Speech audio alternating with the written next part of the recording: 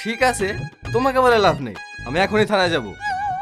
তোমার নামে কেস করব, murder case, attempt to murder case, মানহানি কেস, সব করব। তোমাকে শুলে চড়াবো, তোমাকে ফাঁসিতে ঝোলাবো।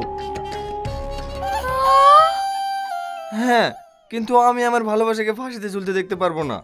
ঠিক আছে, আমি চোখ বন্ধ করে থাকবো, তবুও আমি তোমাকে ফাঁসিতে ঝোলাবো।